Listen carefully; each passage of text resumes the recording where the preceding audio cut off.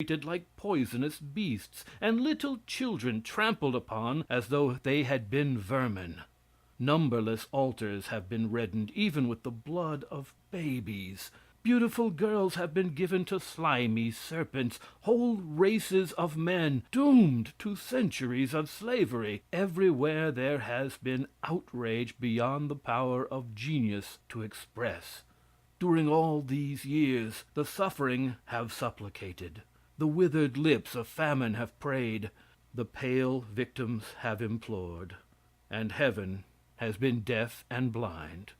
Of what use have the gods been to man? It is no answer to say that some god created the world, established certain laws, and then turned his attention to other matters, leaving his children, weak, ignorant, and unaided, to fight the battle of life alone. It is no solution to declare that in some other world this god will render a few or even all of his subjects happy. What right have we to expect that a perfectly wise, good, and powerful being will ever do better than he has done and is doing? The world is filled with imperfections.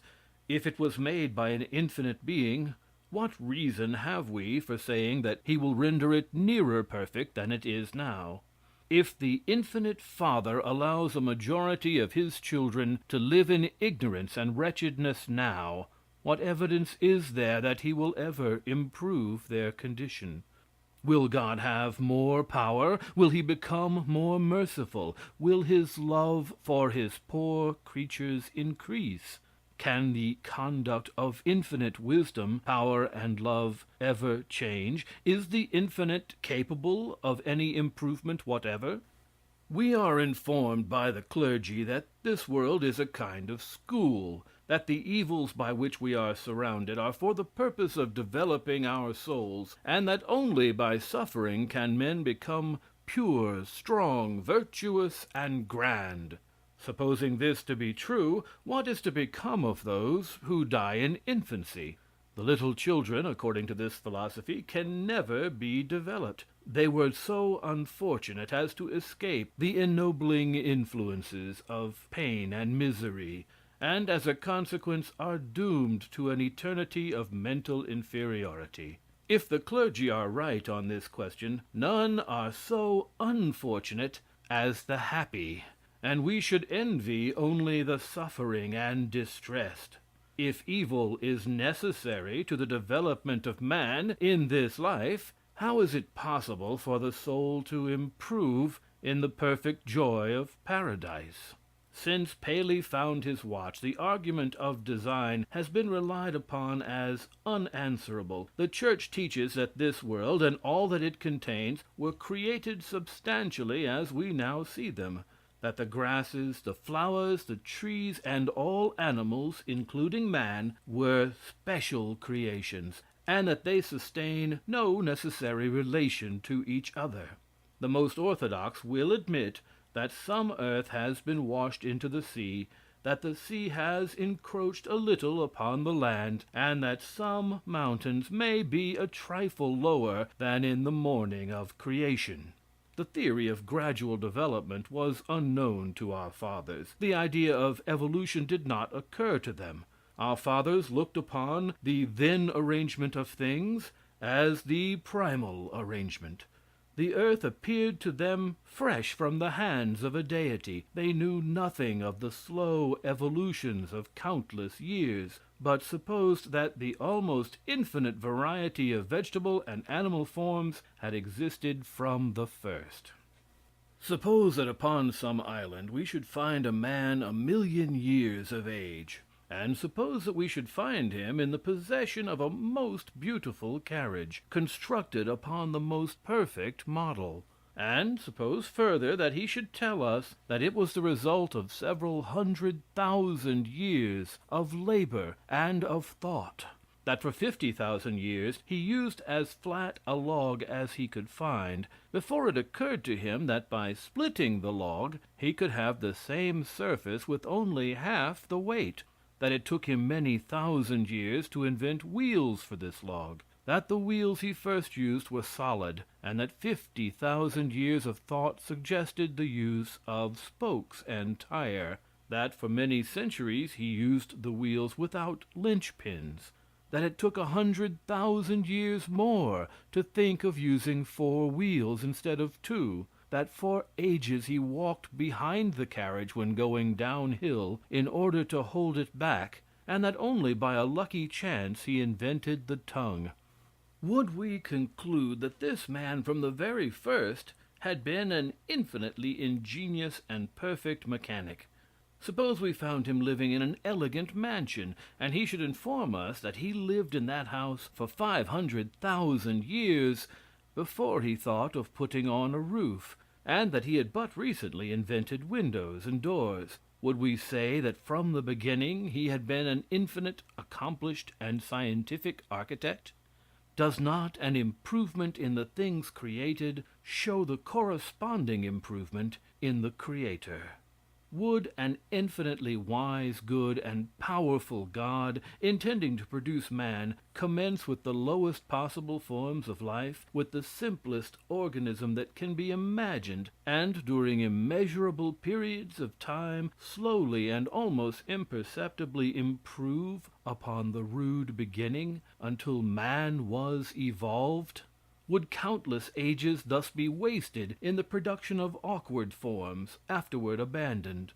Can the intelligence of man discover the least wisdom in covering the earth with crawling, creeping horrors that live only upon the agonies and pangs of others?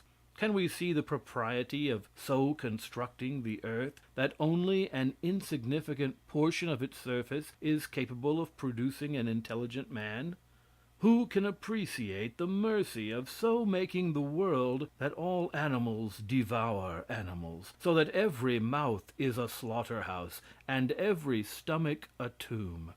Is it possible to discover infinite intelligence and love in universal and eternal carnage? What would we think of a father who should give a farm to his children, and before giving them possession should plant upon it thousands of deadly shrubs and vines, should stock it with ferocious beasts and poisonous reptiles, should take pains to put a few swamps in the neighborhood to breed malaria, should so arrange matters that the ground would occasionally open and swallow a few of his darlings, and besides all this should establish a few volcanoes in the immediate vicinity that might at any moment overwhelm his children with rivers of fire? Suppose that this father neglected to tell his children which of the plants were deadly, that the reptiles were poisonous, failed to say anything about the earthquakes, and kept the volcano business a profound secret. Would we pronounce him angel or fiend? And yet this is exactly what the orthodox God has done. According to the theologians, God prepared this globe expressly for the habitation of his loved children. And yet he filled the forests with ferocious beasts, placed serpents in every path, stuffed the world with earthquakes, and adorned its surface with mountains of flame. Notwithstanding all this, we are told that the world is perfect, that it was created by a perfect being, and is therefore necessarily perfect. The next moment these same persons will tell us that the world was cursed, covered with brambles, thistles, and thorns, and that man was doomed to disease and death, simply because our poor dear mother ate an apple, contrary to the command of an arbitrary God. A very pious friend of mine, having heard that I had said the world was full of imperfections, asked me if the report was true. Upon being informed that it was, he expressed great surprise that anyone could be guilty of such presumption. He said that in his judgment it was impossible to point out an imperfection. "Be kind enough," said he, "to name even one improvement that you could make if you had the power." "Well," said I would make good health catching instead of disease. The truth is, it is impossible to harmonize all the ills and pains and agonies of this world, with the idea that we were created by and are watched over and protected by an infinitely wise, powerful, and beneficent God, who is superior to and independent of nature.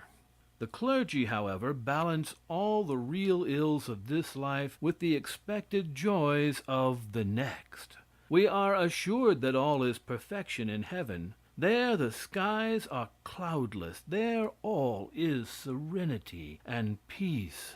Here empires may be overthrown, dynasties may be extinguished in blood, millions of slaves may toil neath the fierce rays of the sun and the cruel strokes of the lash. Yet all is happiness in heaven. Pestilence may strew the earth with corpses of the loved. The survivors may bend above them in agony. Yet the placid bosom of heaven is unruffled. Children may expire vainly asking for bread. Babies may be devoured by serpents, while the gods sit smiling in the clouds. The innocent may languish unto death in the obscurity of dungeons. Brave men and heroic women may be changed to ashes at the bigot's stake, while heaven is filled with song and joy. Out on the wide sea, in darkness and in storm, the shipwrecked struggle with the cruel waves, while the angels play upon their golden harps.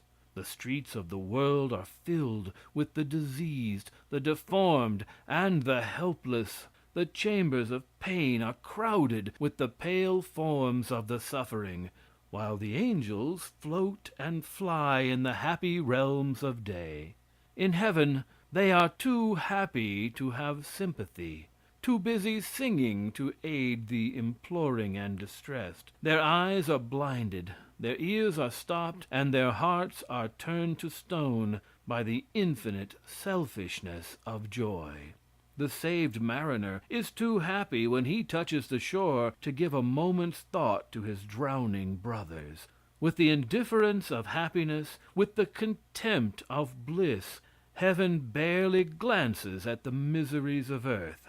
Cities are devoured by the rushing lava. The earth opens and thousands perish. Women raised their clasped hands towards heaven, but the gods are too happy to aid their children.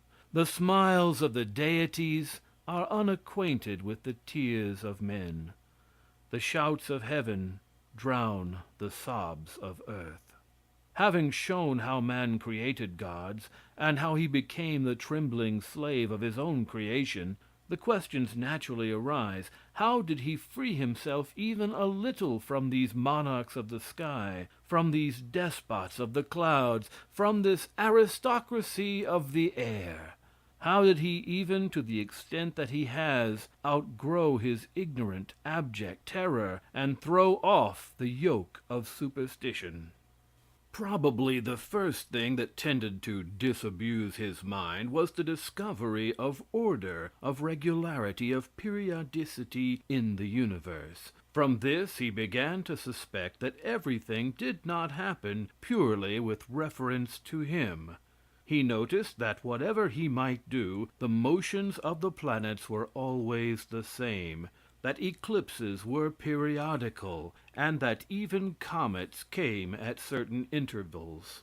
This convinced him that eclipses and comets had nothing to do with him, and that his conduct had nothing to do with them.